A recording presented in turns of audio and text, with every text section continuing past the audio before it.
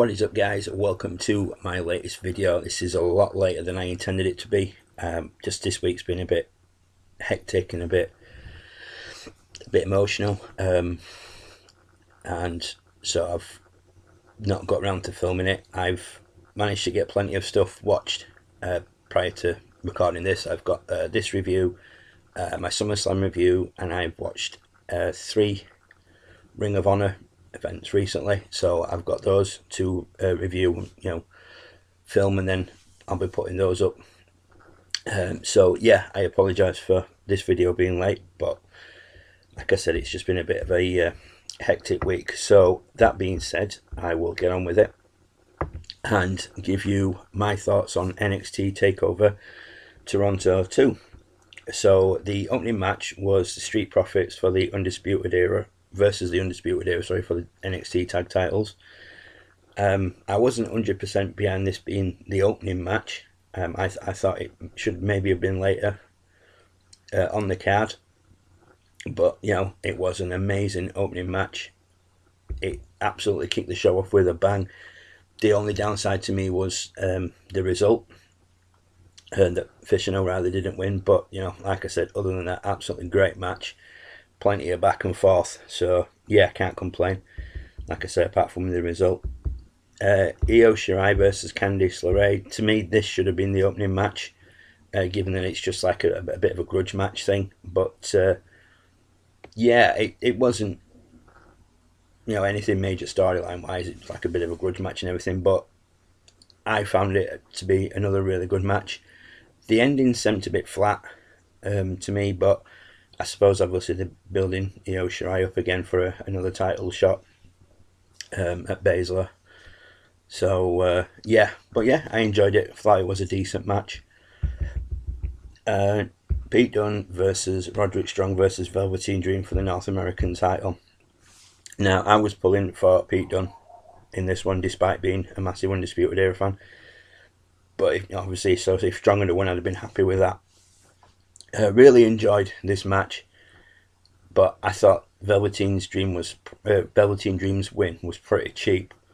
It just kind of took the edge off everything for me. The match was really good, and then that ending just seemed to take the shine off it. I mean, I suppose it's one of those things you got to do to win and everything, but it just didn't seem right. So yeah, I mean, I'm hoping Strong or Dunne, hopefully Dunne, will get a one-on-one match against Dream for the title and beat him, because I'm sorry, but I'm still not a massive Velveteen Dream fan. I mean, like I've said before, the guy can wrestle and he puts on a good show, but to me, it's just it's getting a bit boring now. Speaking of boring, Shayna Baszler defended her women's title against Mia Yim. Really good match. Mia Yim's, she seemed to have a game plan, everything going into it, and they did really well, focusing on her arm, Baszler's arm, so that she couldn't put the submission on. And it looked like Mia Yim was going to win, but no, Shayna Baszler retained. I thought Mia Yim was absolutely amazing. She genuinely looked like a really good threat, and she genuinely looked like she was going to take the title, but, it is what it is, and somebody needs to take the title off Baszler now, because, like I said, it's just getting boring now. To me, Baszler just doesn't have any charisma. She's got the charisma of a wet mop. But, obviously there's a plan for keeping the belt on her for this long, so we'll have to wait and see what happens with that. Johnny Gargano versus Adam Cole, 2 out of 3 falls for the NXT Championship. I can't even talk. Holy shit, that is about all I can think of to say about this match. The first fall, obviously the regular wrestling match, was really good. Gargano's logic in getting himself DQ seemed a bit weird, but then obviously it played into the fact that that meant then he could illegally use the chair in the second fall, which was the street fight, and obviously the third being the cage with the weapons and everything, and the rule of no escape, you can only win by pin or submission, added that element of that difference to it, really, because usually a cage match you can get out and win, but the victory by pin or submission element really added an edge to it.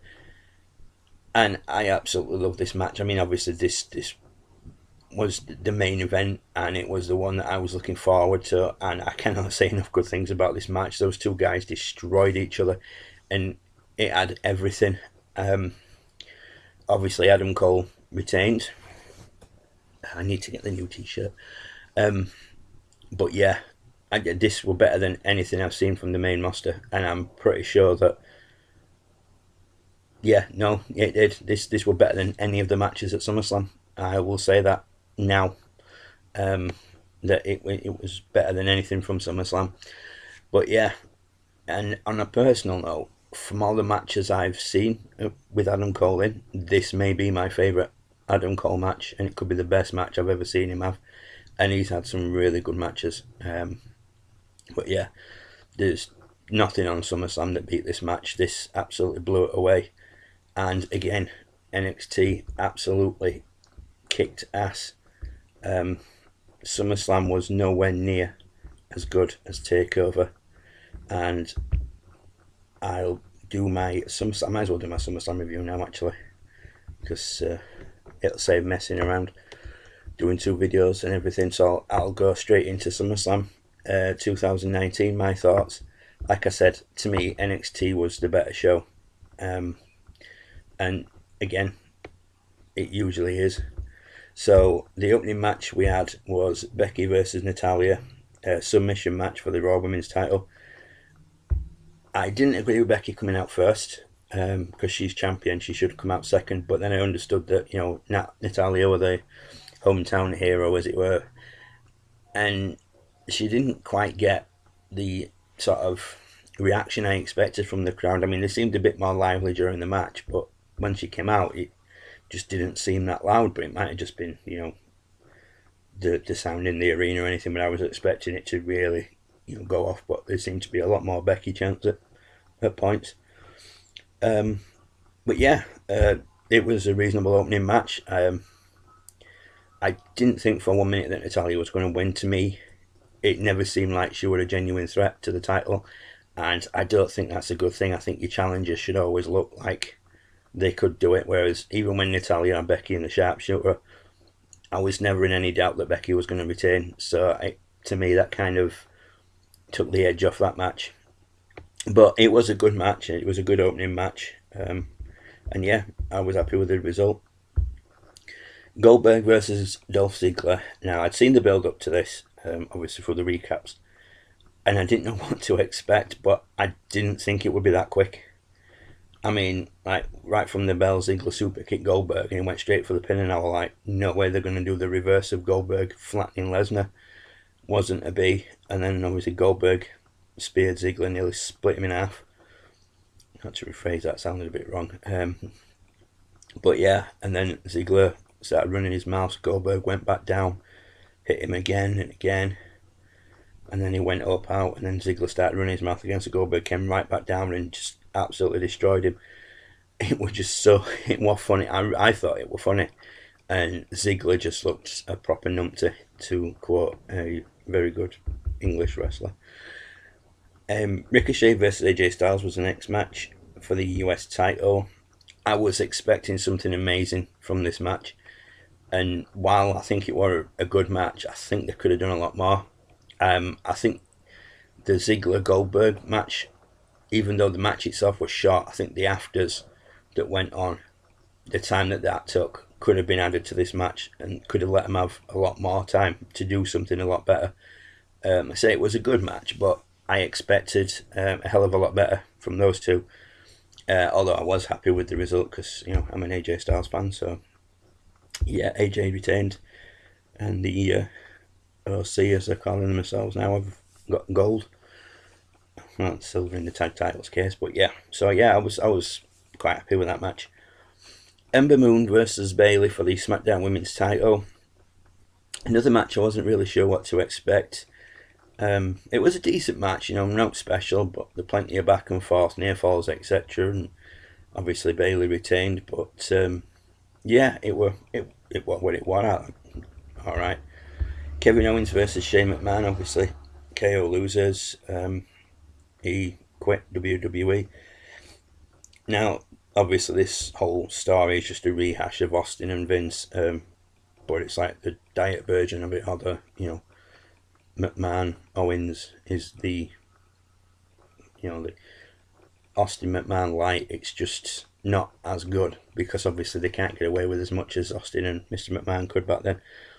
But I do know that when I was watching it, I noted that Kevin Owens was saying that the fans, were sick of the WWE giving them stuff that they don't want, and I thought it was quite good that they let him say that, and they are kind of acknowledging that maybe it isn't what everybody wants to see.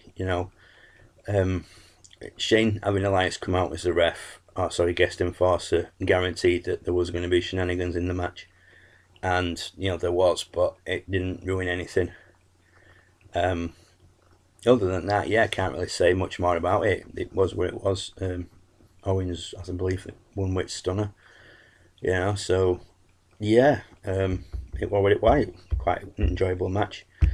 Charlotte versus Trish. The first thing I noticed when Charlotte was in the ring was that it looked like she'd had some really dodgy facial surgery. She just looked really different. I don't know if it was just me or whether she has, or it might have just been some dodgy camera angles, but she just didn't look, she looked weird. Probably no surprise to anybody who's been watching my channel for a while that I was actually pulling for Trish in this. I was seriously pissed at the result. I mean, obviously I know Trish is a legend, Charlotte's career's going on and everything, but I mean, a loss at SummerSlam wouldn't have gone against Charlotte too bad, especially not against Trish. It just seems that WWE are just getting legends and just jobbing them out to people who are, well, not jobbing them out, but having them lose to people. Like, it's the whole Angle Baron Corbin. There's no way that Baron Corbin should have beat Angle, and I don't believe for 1 minute that Kurt Angle wanted to wrestle Baron Corbin. But Charlotte won. I was pissed at that. I'm just bored of Charlotte Flair now. Orton versus Kofi Kingston for the WWE Championship. First thing I'm going to say is, oh my god, Xavier Woods looked a right tool with his hair like that. He just looked ridiculous. I was just like, what the hell? I've never been a fan of Xavier Woods. And it was like, you just really just look a dick. The match itself was alright until the ending where Orton went out and he sort of gave the eye to Kingston's family, and then Kofi just went mental. The crowd nailed it with the bullshit chant. It was absolutely bullshit. They were cheated out of a match there. But, again, it is what it is. Finn Balor versus The Fiend, Bray Wyatt, whatever. Another quick match, not much really to say. I do like Wyatt's mask. Theme song, it's pretty cool how they've just sort of changed it. His original song. I mean, a new one completely would have been better. And I do believe he did ask for a new theme song, but I don't know what happened, whether he got shot down or what. But I mean, there was no doubt that Fiend were going to win.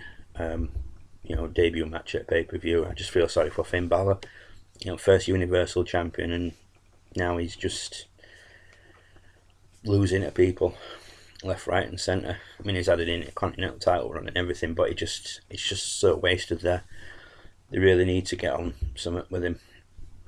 Rollins versus Lesnar for the Universal Championship. Now, I know a friend of mine, Mr. Bones, was absolutely pulling for Brock Lesnar to pull Seth Rollins' head off. But it wasn't to be. I think this was probably the best match of the night. I know a lot of people probably didn't like it, but I enjoyed it, and I was really happy with the result. I'm so glad Seth won the belt. Hopefully now Lesnar will piss off and ride off into the sunset, and we won't see him again, because quite frankly, you need a champion who's going to be on TV every week and not just got a contract for so many pay-per-view appearances and then a couple of Raw appearances here and there. So I was happy with the fact that Seth was champion. I know a lot of people have been moaning that he's such a boring champion and everything, but I don't think he is. I think he's going to go well. I think a possible heel turn might do him a bit of good, but we'll have to wait and see what happens with that. Overall, I wasn't really blown away by SummerSlam. It was pretty average overall. NXT, like I said, Takeover was miles better again. And I'll be honest, a well, I've watched two, sorry, out of the three Ring of Honor pay-per-views from the last few months, and the two I've watched were miles better than SummerSlam. Absolutely miles better than SummerSlam. So I'll be doing a review for those. So then anybody who hasn't seen them, go check them out.